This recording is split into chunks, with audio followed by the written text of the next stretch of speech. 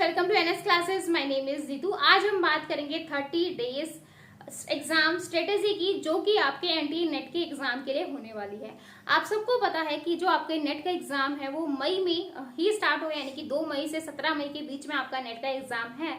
और अगर हम बात करें तो आपके जो एग्जाम में हार्डली जो है 30 डेज के आसपास ही आपके पास टाइम है। बाकी 1-2 दिन ऊपर नीचे तो जो है रिवीजन में और इन सारी चीजों में निकल जाएगा। तो अब हम बात कर रहे हैं 30 डेज की, कि 30 दिनों में आप कैसे अपने एग्जाम को क्रैक कर सकते हो और कैसे जो है एक कॉन्फिडेंस बूस्ट कर सकते हो। यानी कि नेट का एग्जाम क्लियर हो जाता है तो बहुत सारे बच्चे कॉन्फिडेंस में आ जाते हैं, साथ में जो है आप कहीं पर भी टीच कर सकते हो, बहुत सारी चीजें आप अचीव कर लेते हो। ठीक है, और बहुत सारे बच्चे ये भी तैयारी कर रहे होंगे कि हमारा जो है जेआरएफ भी क्लियर हो जाए, तो वही सारी चीजें बात करने वाले हैं। अब ये सारी चीजें हम सोच तो लेते हैं, लेकिन उसके साथ ही हमें ये लगता है यार इतना सारा सिलेबस है, इतना सारा सिलेबस है, एक पूरा यूनिवर्स है, उसके अंदर मुझे घुसना और कहाँ से क्या आएगा मुझे नहीं पता।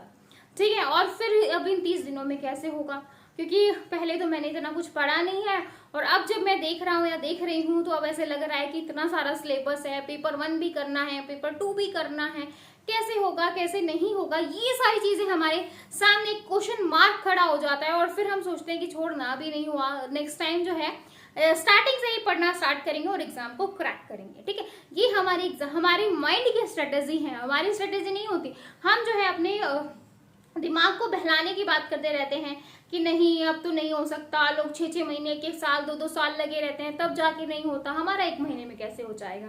तो इसी 1 महीने में हम हार्ड वर्क की बात नहीं करने वाले, क्योंकि हर कोई कहता है भाई हार्ड वर्क पे फोकस मत करो, क्योंकि अगर हार्ड वर्क करना है तो आपको जो है 6 महीने चाहिए। अगर आप हार्ड वर्क करना चाहते हो, कुछ सीखना चाहते हो, कुछ समझना चाहते हो, तो उसके लिए चाहिए आपको 6 से 7 महीने किसी भी एग्जाम को क्रैक करने के लिए। ठीक है, लेकिन अगर बात करें 30 दिनों की, तो इसमें जो है आपको स्मार्ट अप्रोच को फॉलो करना पड़ेगा। ठीक है, स्मार्ट अप्रोच अगर फॉलो करोगे तो मे भी आपका जो एग्जाम है वो क्रैक हो जाए। क्यों?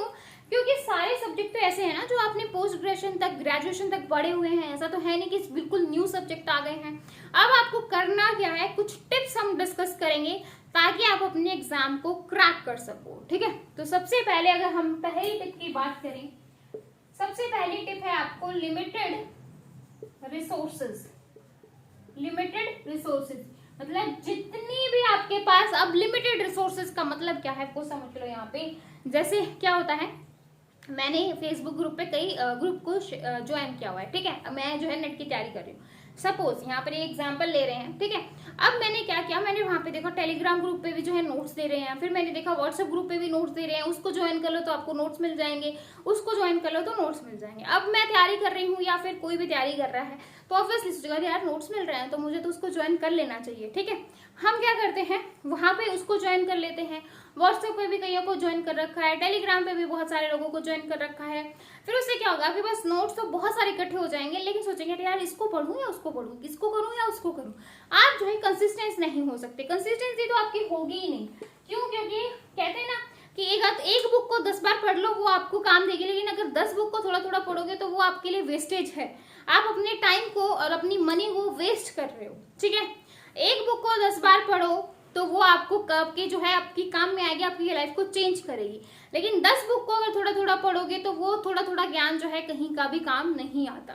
क्लियर है भाई? अब लिमिटेड रिसोर्सेज का मतलब ये है, अगर एक बंदे पर ट्रस्ट किया है, जैसे उस बंदे ने एक किताब पे ट्रस्ट किया और उसी किताब को पढ़ के उसको 10 बार पढ़ लिया और वो जो है एग्जाम क्रैक कर गया, और आपने जो है किसी भी बुक पे विश्वास नहीं किया, मतलब 10 बुक खरीद ली अलग अलग ऑथर की, आप किसी भी बुक पर विश्वास नहीं कर रहे हो और आपने सबको थोड़ा थोड़ा पढ़ा और आप जो है ना उधर के ना उधर के। समझ में आया भाई?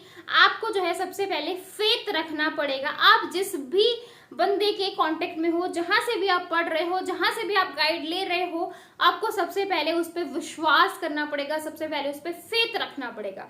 जहां पर फेथ की बात आ जाती है, जहां पर आप ये मान लेते हो कि इस बंदे को मैं फॉलो करूंगा या इस बंदे का मैं मटेरियल यूज करूंगा या इस बंदे से मैं पढ़ूंगा तो मेरा एग्जाम क्रैक हो जाएगा। ठीक है, तो आप जो है एग्जाम को बिल्कुल क्रैक कर पाओगे। ठीक है, तो सबसे पहला काम यही है। लिमिटेड रिसोर्सेज का मतलब ये है, अगर आपने व्हाट्सएप ग्रुप ज्वाइन किया तो एक ही रखो भाई, जिस बंदे पे फेथ है उस पर विश्वास बनाए रखो अंटिल द जब तक आपका एग्जाम नहीं हो जाता। समझ में आया भाई?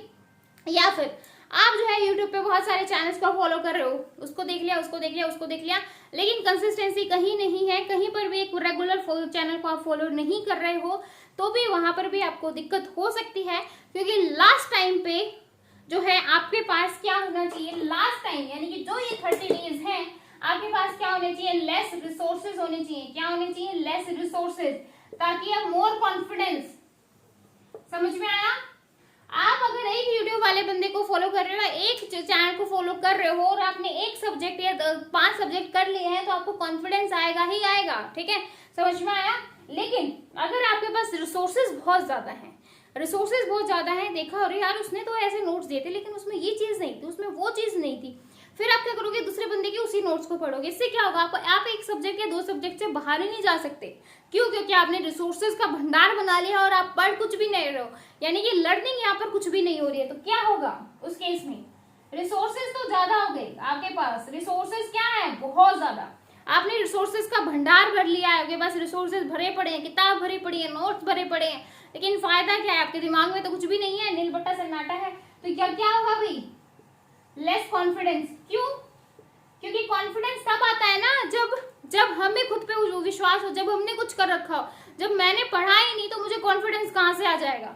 तो बात वही है, लेस रिसोर्सेज रखो लेकिन कॉन्फिडेंस आपके पास ज्यादा आ जाएगा। ठीक है, लेकिन अगर रिसोर्सेज का भंडार भर के रखोगे तो कॉन्फिडेंस नहीं आएगा, सिर्फ रिसोर्सेज ही रहेंगे। ठीक है, और लास्ट में एग्जाम भी क्रैक नहीं होगा। तो सबसे पहली टिप यही है भाई, लिमिटेड रिसोर्सेज, अपनी रिसोर्सेज को लिमिट कर लो, चाहे वो फ्रेंड सर्कल हो, चाहे वो कोई भी हो भाई। ठीक है, चाहे कोई भी ग्रुप हो, चाहे नोट्स वाला हो, चाहे कोई भी हो, अपने रिसोर्सेज को जो है लिमिटेड रखो। और यहाँ पर जो आपका जो कॉन्फिडेंस लेवल है वो बूस्ट होना चाहिए, डाउन नहीं जाना चाहिए। क्योंकि लास्ट 30 डेज में आपको जो है एनर्जेटिक रहना है, अपने अंदर पॉजिटिविटी को बनाए रखना है। क्यों? क्योंकि जहां पर भी आप थोड़ा सा माइंड आपका डगमगाया, जहां पर भी आपको लगा नहीं यार अब नहीं होगा, तो वहीं पर जो है आप फेल हो जाओगे, वहीं पर आप रुक जाओगे। ठीक है, लेकिन जब तक आपने फेथ बनाया हुआ है, जब तक आपने खुद पे विश्वास बना रखा है, जब तक आपने कॉन्फिडेंस कर रखा है, क्या हो गया यार, इस बार नहीं हुआ तो नेक्स्ट टाइम हो जाएगा, लेकिन कोशिश तो करो। एटलीस्ट जितनी मैं कोशिश कर सकता हूँ, मैं जितना पढ़ सकता हूँ उतना तो पढ़ूं। ठीक है, वही आपको यहाँ पर करना है। समझ में आया भाई? ठीक है, तो सबसे पहला यही था कि आपको अपने रिसोर्सेज को लिमिटेड रखना है। ठीक है, सेकेंड टिप है पॉजिटिविटी।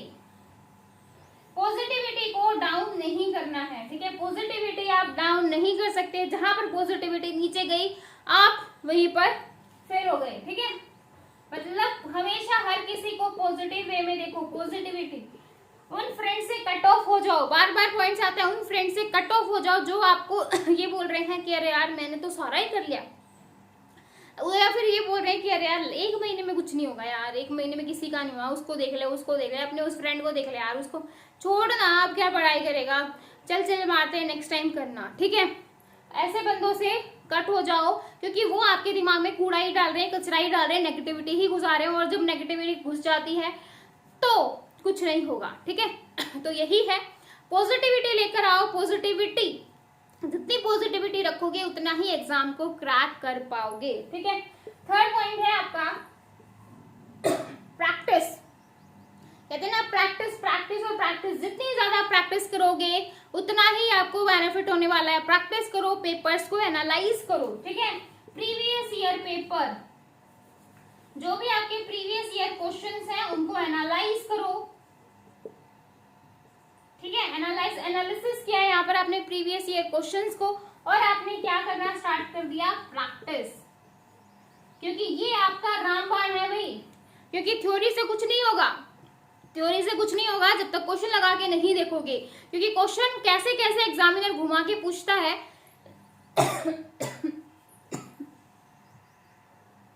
ठीक है, तो प्रैक्टिस आपको करनी ही करनी है। क्योंकि जितनी ज्यादा प्रैक्टिस करोगे, जितना ज्यादा देखोगे कि अरे यार इसमें से भी लास्ट ईयर क्वेश्चन आता, उससे पिछले साल भी उसमें से क्वेश्चन आया था, मतलब ऐसा नहीं है कि सेम क्वेश्चन आते हैं, लेकिन टॉपिक तो आपका सेम रहता है, तो उस टॉपिक पे तो आप अच्छे से कमांड पकड़ कर सकते हो कि भैया अगर इस टॉपिक में से कुछ भी आ जाए तो मैं तो नहीं छोड़ने वाला। ठीक है, तो यही चीज आपको करनी है। 100 क्वेश्चन है भाई, तो हर एक क्वेश्चन 2-2 नंबर का है।